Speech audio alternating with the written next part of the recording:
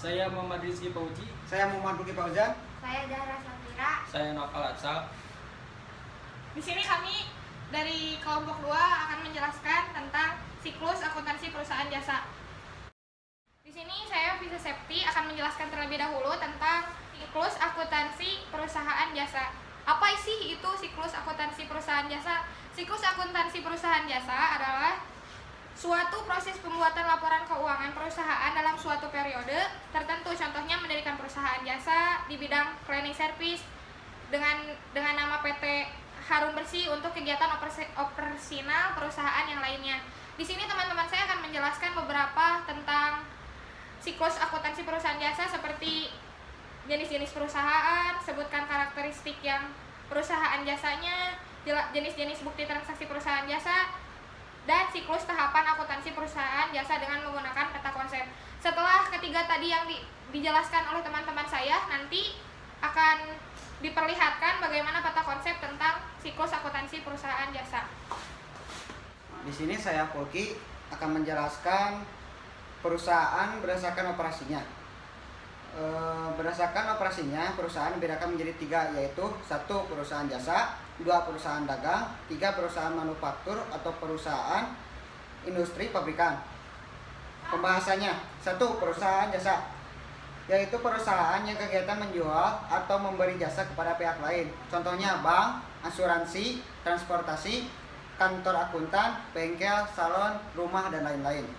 Terus yang kedua adalah perusahaan dagang, yaitu perusahaan yang membeli barang dan menjualnya kembali tanpa mengubah sifat barang atau produk dengan tujuan memperoleh keuntungan.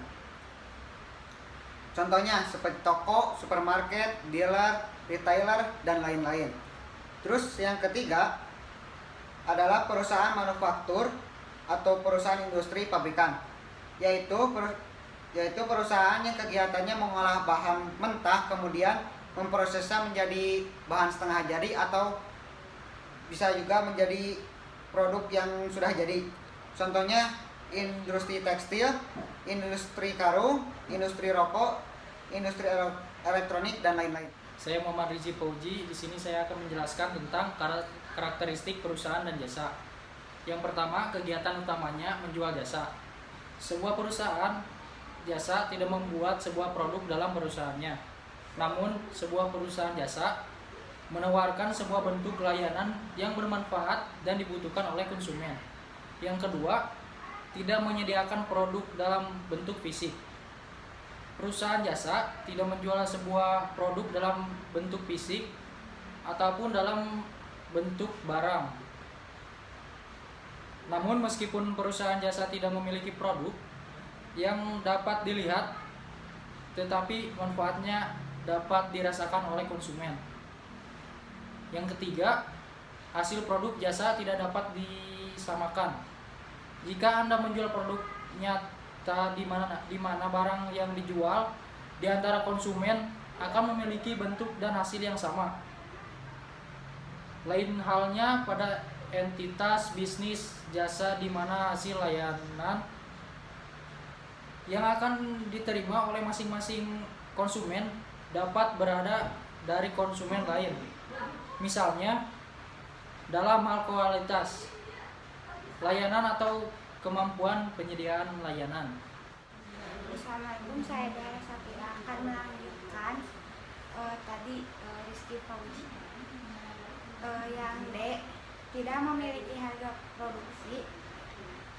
Dalam sebuah perusahaan jasa memiliki karakteristik yang sangat membedakan antara jasa dengan jenis perusahaan lainnya. Karakteristik dalam sebuah perusahaan jasa ialah tidak adanya harga pokok produksi dan penjualan, dan perusahaan jasa tidak melakukan kegiatan produksi barang karena tidak membutuhkan bahan baku produksi, sehingga laporan keuangan pada perusahaan jasa tidak terdapat informasi tentang harga pokok produksi dan penjualan. Yang E, tidak ada standar harga yang umum. Dalam sebuah kebutuhan konsumen atau pelanggan biasanya selalu berbeda-beda, tergantung keluhan atau keinginannya. maka harga jasa tersebut tidak bisa dipatok secara umum dan harus disesuaikan dengan kebutuhan konsumen. Saya Noval Atsal dari kelompok 2 akan menjelaskan macam-macam bukti transaksi. Yang pertama ada bukti kwitansi. Kwitansi umumnya digunakan saat terjadi transaksi pada penerimaan sejumlah surat atau dokumen. Biasanya ditandatangani oleh pihak penerima uang dan diserahkan sebagai bukti dari pembayaran atau transaksi.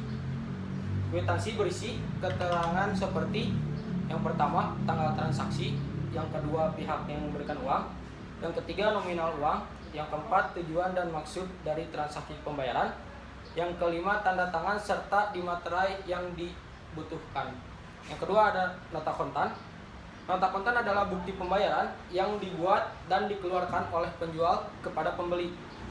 Dalam nota kontan membuat informasi penting seperti yang pertama nama perusahaan yang berwenang untuk mengeluarkan nota tersebut, yang kedua nomor seri nota, yang ketiga tanggal transaksi pembayaran atau penjualan, yang keempat jenis barang, yang kelima jumlah barang, yang keenam harga satuan, dan yang ketujuh jumlah harga. Yang ketiga ada bukti nota kredit. Bukti transaksi ini terjadi pengurangan piutang usaha karena adanya penerimaan kembali barang yang telah dijual oleh pihak penjual. Berfungsi sebagai alat bukti jika nantinya ada barang yang diterima mengalami kerusakan dan atau ketidaksesuaian kualitas barang yang dipesan. Sekian dari kelompok kami, mohon maaf bila ada penyampaian yang kurang baik karena kami masih belajar. Sekian dari kelompok kami. Wassalamualaikum warahmatullahi wabarakatuh.